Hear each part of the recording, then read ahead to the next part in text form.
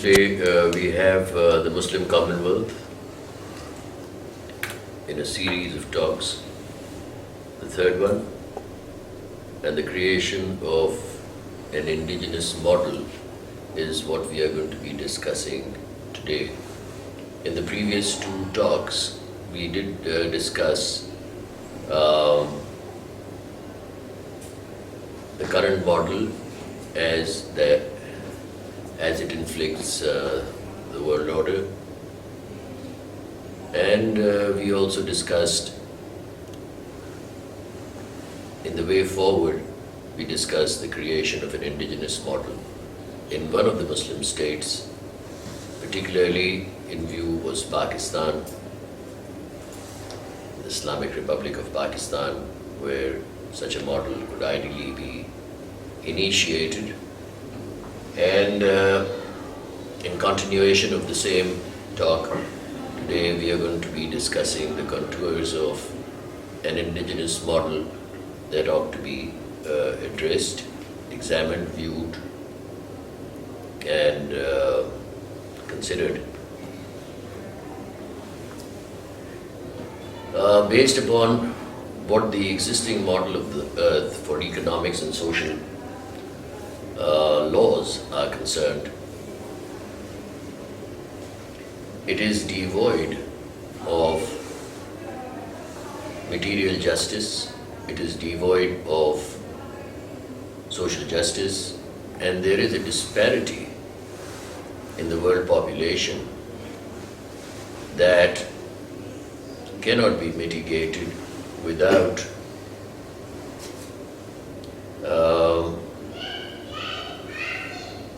discarding the current model and invoking another, which is more equitable, more egalitarian, more humanitarian, and devoid of human right abuses.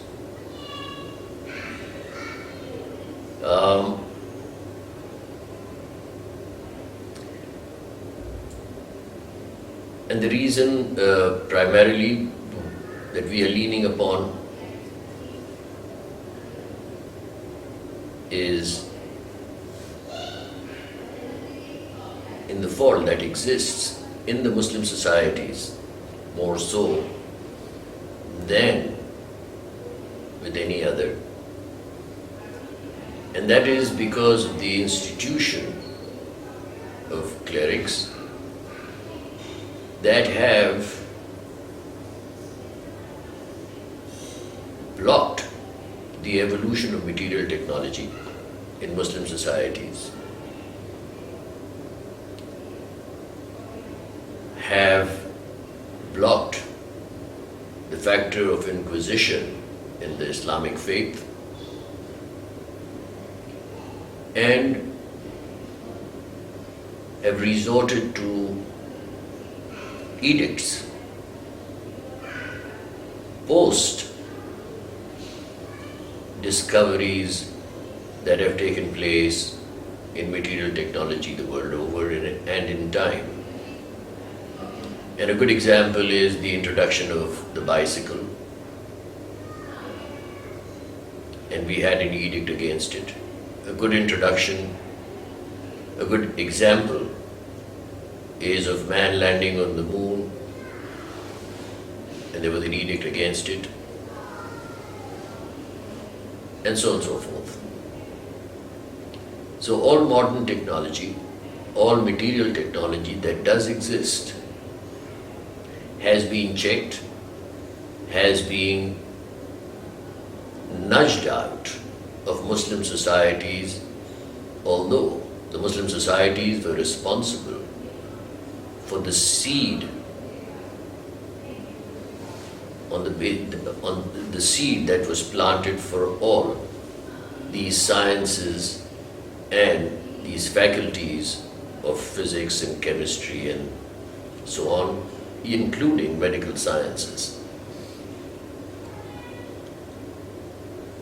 Notwithstanding the role of the clerics, the low role of the monarchs in the Muslim societies in history, we are going to be only addressing a model that will mitigate the decadence and the economic bankruptcy in the Muslim societies as it exists today.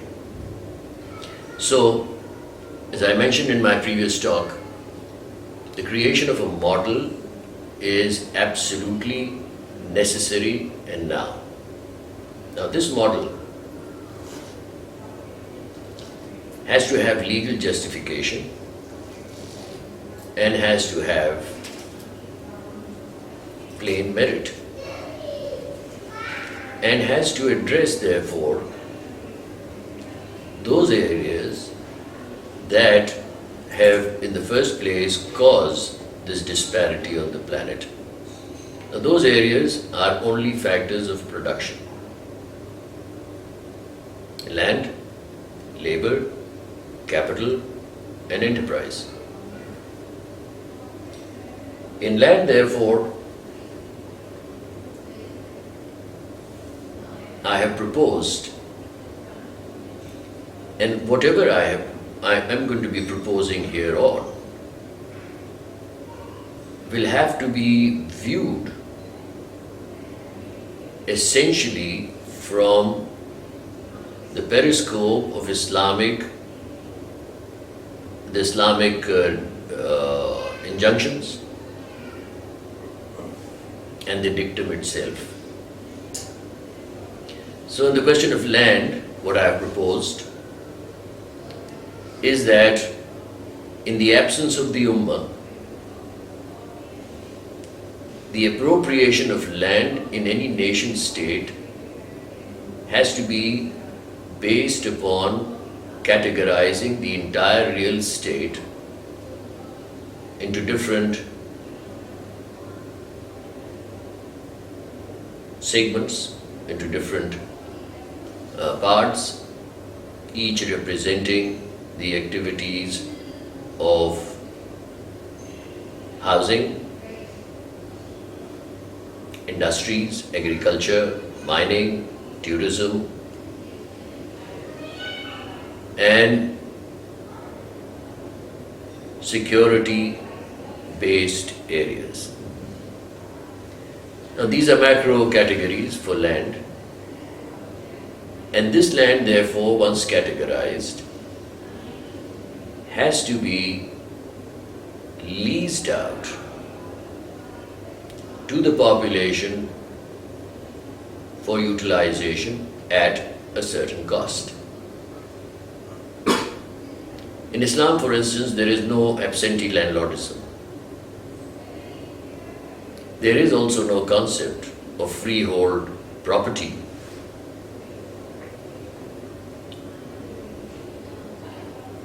And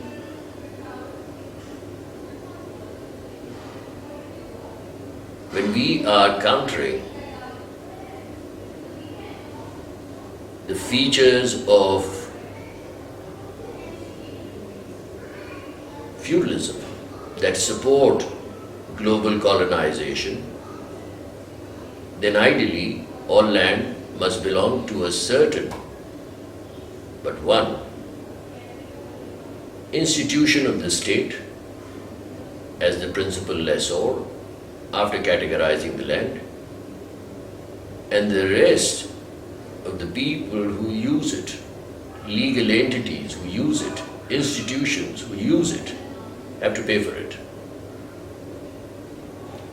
This payment, in effect, serves as the principal revenue base for managing government.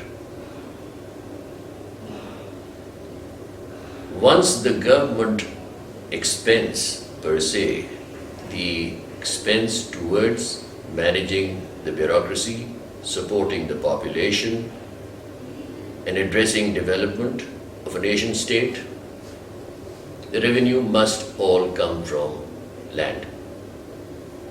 So the Land Revenue Act as it exists in Pakistan has to be seriously reviewed, and on the basis of what has been recommended in my write-ups, particularly in the booklet recently published called The Socio-Economic Destination for Pakistan. We will see that the funds required are more than ample on this basis, without seriously jeopardizing or hurting the interest of the population. So this is insofar as the model for land is concerned. Let's move on to labor, the second factor of production. Now we are leaning on labor compensation laws which are totally redundant and that were engineered way back in 1906 and earlier. Compensation of labor has to meet with the basic level for sustenance, for subsistence by a population anywhere. And therefore, it is absolutely crucial that they represent the factors of value exchange which are at the front end internationally. Let's take an example of Singapore, for instance. If the compensation of labor out there is at the front end, permitting comfortable living for their citizens, we have to match that. This compensation of labor does not have to necessarily or in any way meet with the enhancement of wages from what they exist today. The compensation of labor, even if it is pegged to what the standards are today, will be only impacted when we address the next point, which is capital.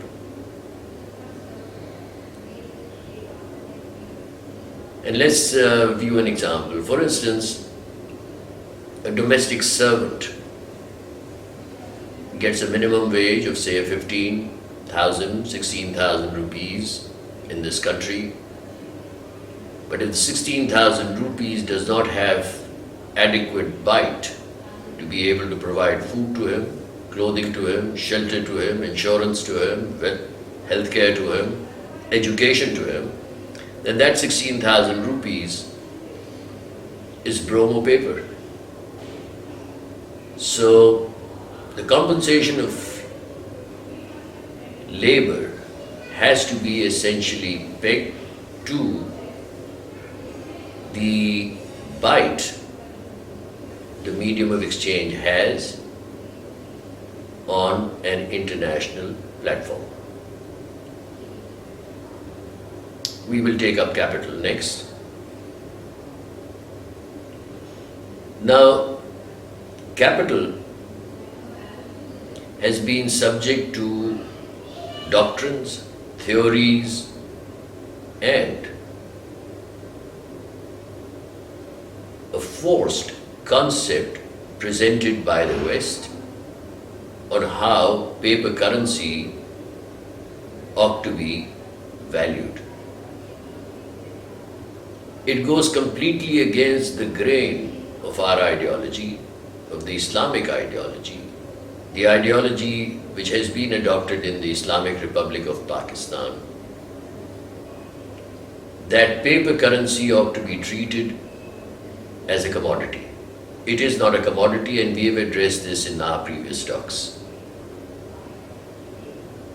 Therefore, the valuation of our capital needs have to be pegged with a tangible. And there are two ways of doing this.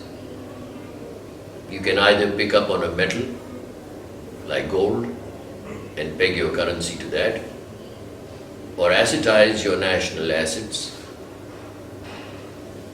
and assets meaning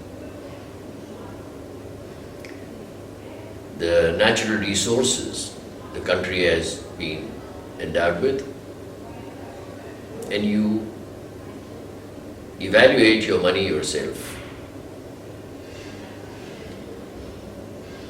For the simplicity of understanding, let's take gold to peg our rupee with. Then the lowest denominator in gold and the lowest denominator of the rupee have to become 1. That means 1 paisa has to be equal to 1 milligram of gold. And the revaluation of the rupee, therefore, is absolutely incumbent. And the impact of this for foreign trade, for our imports, for our exports, for our labor compensation, for the factors of production, for industrialization, and the pricing of commodities in the market, particularly commodities that are consumed by a population, will be radically changed. The need to borrow and the justification thereof will also go out of the window, because there will be no need to borrow.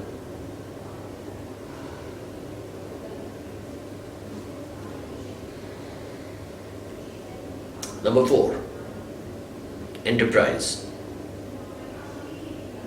Enterprise is totally dependent upon the evolutionary mechanism of technology. So from the entrepreneurial perspective, the requirements of a population are identified, and then industrialists move in to set up the industries to address that particular demand. In our case, the process of industrialization has been checked through an alienated bureaucracy for new technologies to move in, and the investment in tandem, protected legally, for them to exist.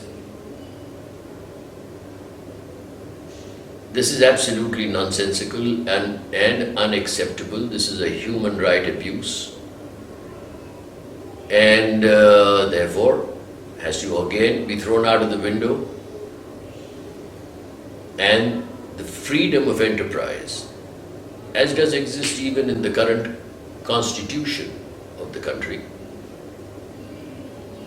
has to be totally freed from bureaucratic control and from the dictates of donors. If we feel that we are capable of producing anything that will match or surpass the levels of material technology that exists in the West or the East or anywhere else on the planet, we just go for it.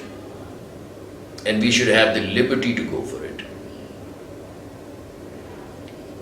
Until right now, from the time of our inception, the factors of industrialization in this country have always been shy, threatened, and subject to the dictates of donors. So once you have addressed land, labor, capital, and enterprise in the manner that is in consonance with the liberties provided through your ideology in the dictum, the ideology of Islam, and therefore the national ideology, then you would have successfully created a model that would be beneficial not only to the Muslim populations of Pakistan and the countries that are called Muslim countries, but it will be a universal model for others to replicate who are equally oppressed and who are equally, like the African countries, like some countries in Southeast Asia. They are all under the same duress of the Western model, or the current model for addressing economic usurpation that does exist. Legally, we have a justification because we have to lean on our ideology. Socially, it means with all factors of social justice and material justice. Religiously, it is incumbent. Politically, it puts you on the front foot and in the lead.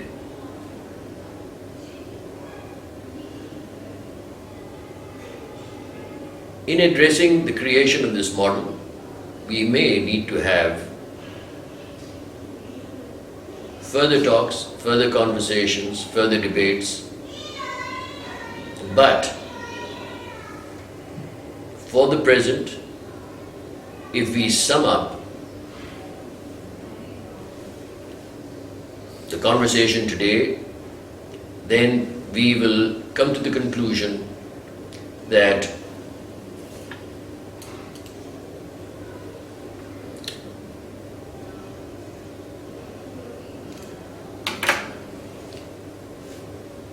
the creation of an indigenous model in Pakistan is a crying need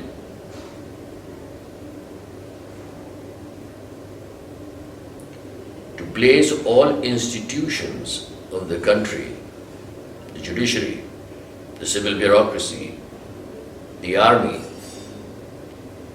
and the functioning of the parliaments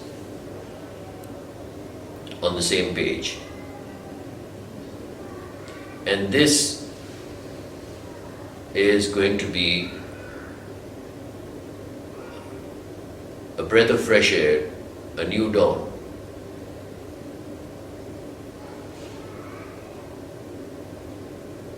The initiatives once taken will undoubtedly have a snowball effect in the region and